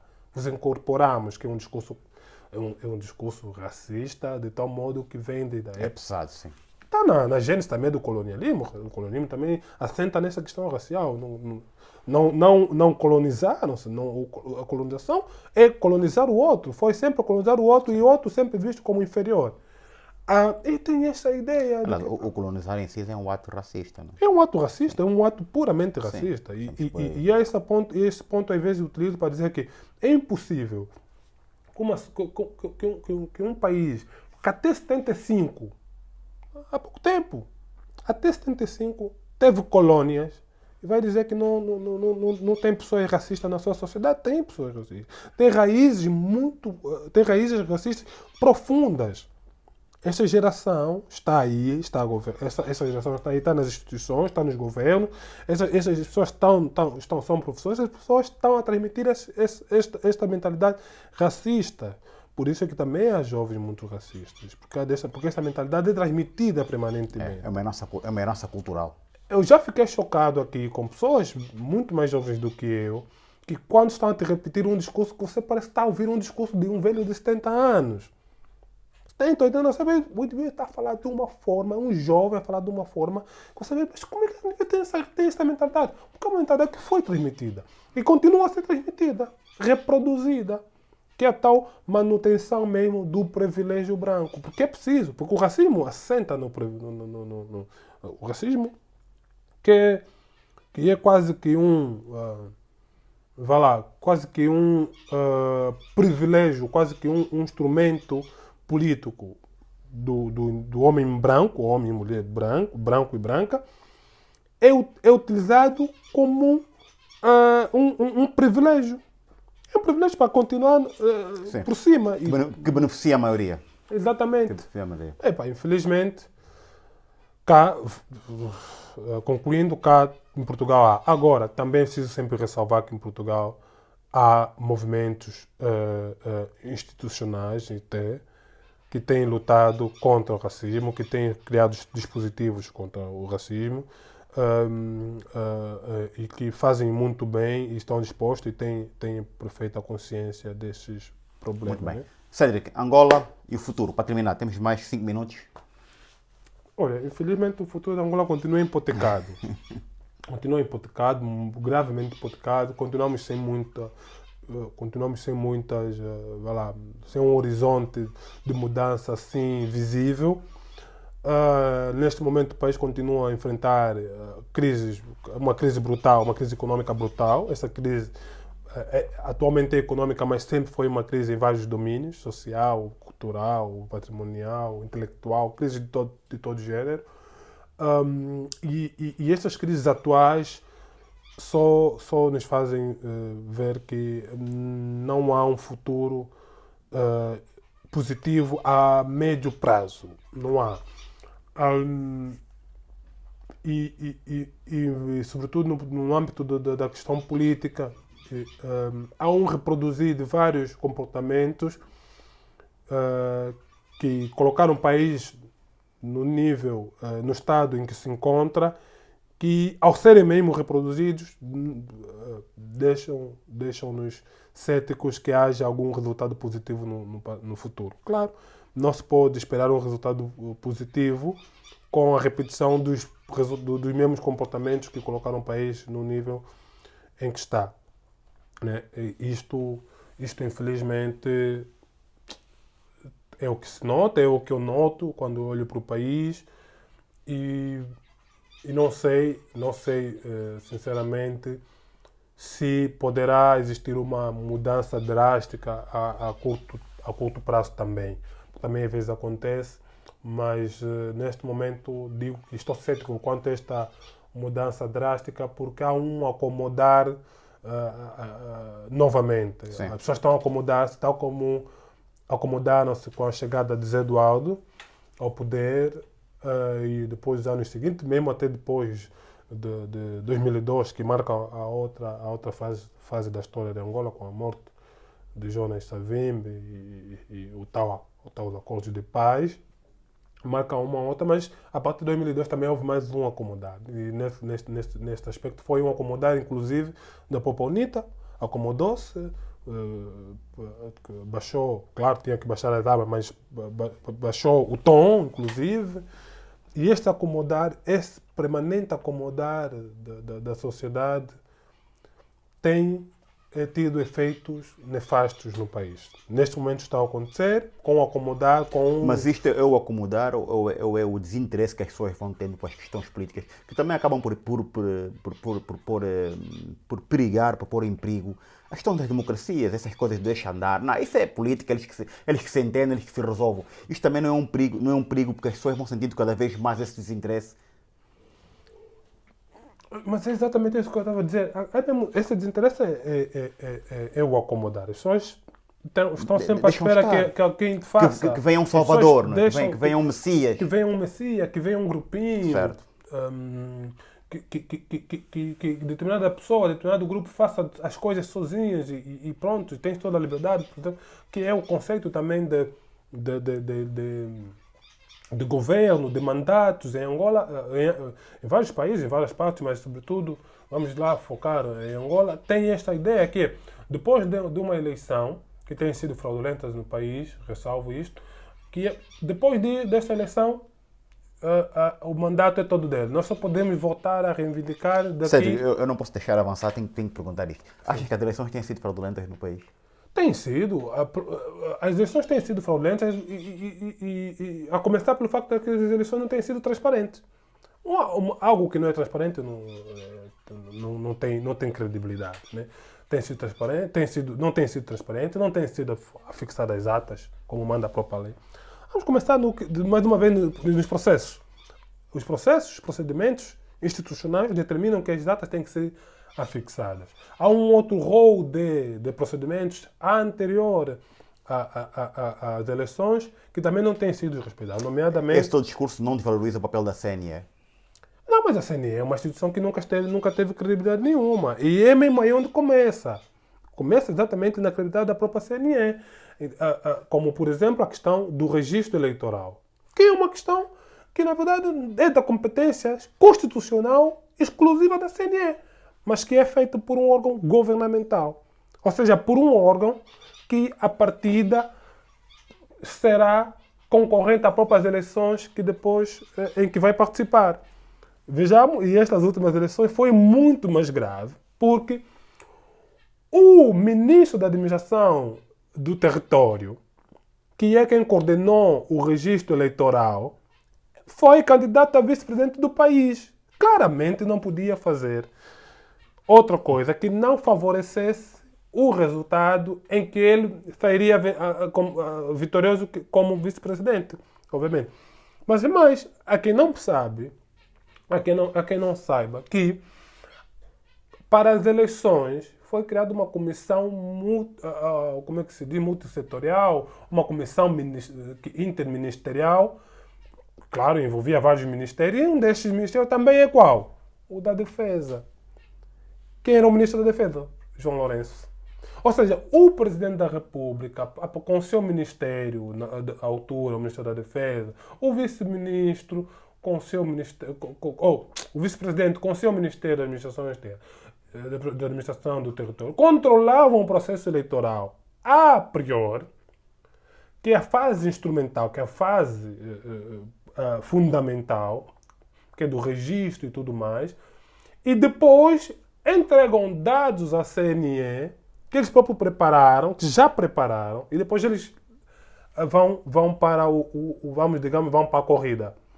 Obviamente que eles já estão à frente lá, já estão muito à frente na corrida. Eles prepararam o caminho, se são eles quem prepararam o campo, então são eles que vão estar em vantagem neste campo. E foi assim.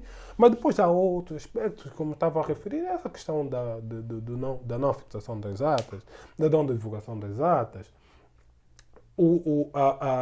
até no momento do anúncio do próprio resultado, coisas caricatas como a totalidade dos resultados ultrapassar o 100%, coisas assim que mostram que não há credibilidade nenhuma nas eleições, mas sempre foram assim. Todos os anos tem sido assim. Isto enferma muito. Isto, inclusive, é bastante prejudicial até mesmo para os partidos na oposição. Por quê? Porque os partidos na oposição, a dado momento, estão sempre presos. Os partidos na oposição e a sociedade civil estão presos sempre na mesma retórica. É a mesma retórica. E essa retórica, ao mesmo tempo, acaba por desgastar quem utiliza. Dá a sensação que as eleições são justas quando ganha a oposição. Sim, é exatamente, mas que não é verdade. O problema é que está-se a falar de coisas mesmo essenciais, que é a transparência de determinados processos. A transparência dos processos não quer dizer que eu tenho que ganhar, só estou a exigir transparência. Se você, de forma transparente, me provar que eu perdi, eu não tenho como reivindicar, está aqui. Até, aliás, há instituições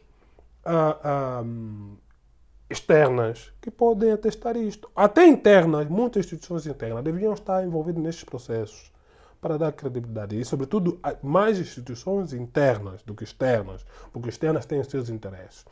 mas sobretudo interna. Como, por exemplo, se a Omunga, uma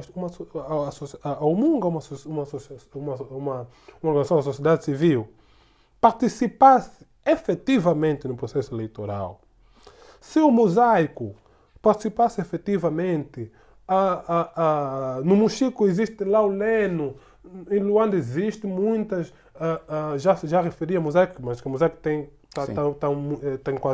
tem abrangência nacional, mas temos também a associação, a Handeka, em Cacoco também tem o projeto Agir, em Kazenga tem muitos.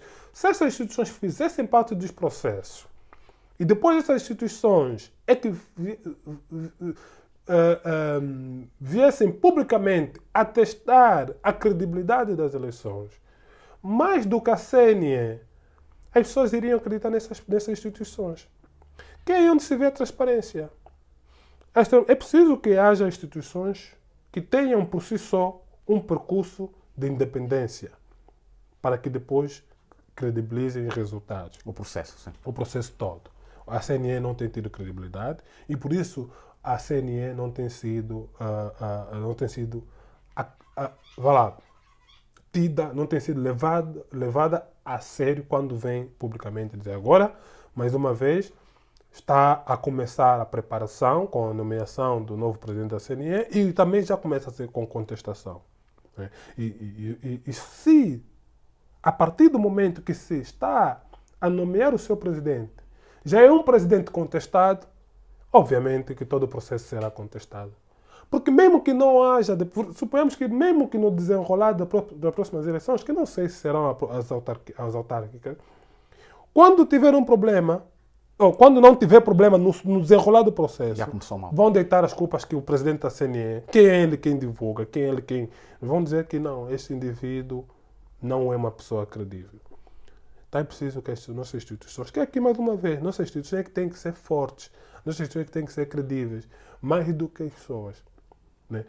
E isto não importa muito às vezes, isso que quer dizer instituições fortes, não importa muito a pessoa.